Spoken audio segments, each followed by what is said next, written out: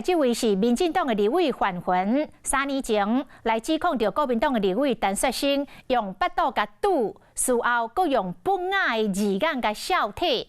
范云去甲告，而且要求赔偿。今仔日台北地方法院宣判，这个陈雪生要赔8万块。这个案件是专案确定。今天确定我3案全胜。过一摆赢，民进党立委范云亲身来到现场听判。我没有立刻从议场撤退，躲起来哭泣。对方还质疑我说，他事后还跟别人有说有笑，还留在议场当中。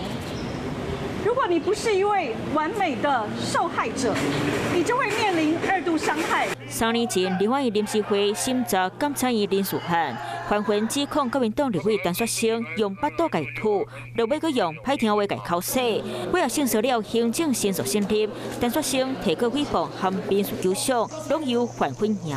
对这件代志，陈雪生发表声明，强调家己190公分，范云无到160公分，认为无可能解食豆腐。真侪目口北市府审评会调查无错，伊当时要表达主观的想法，讲话粗鲁，为了捍卫名声，并无戏人意思。嘛批评对方诽谤，方认为无罪，司法已经死。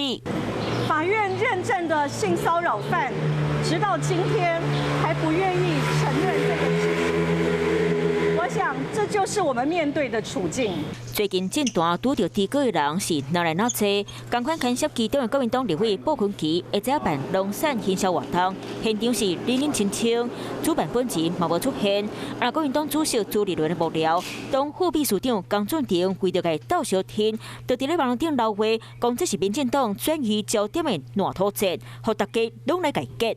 这对这些受骚扰的人，都是2度伤害、3度伤害，甚至是政治伤害。国民党一定用最高的标准、最快的速度进行调查，已经在调查当中了。强调会全力调查到底，政坛提告案件会烧哪里冷冻，在咧短时间内恐惊不要紧收煞。晚间9点，邀请您与世界同步，60分钟掌握全球脉动。What News 9，陈雅玲世界晚报给您崭新视野。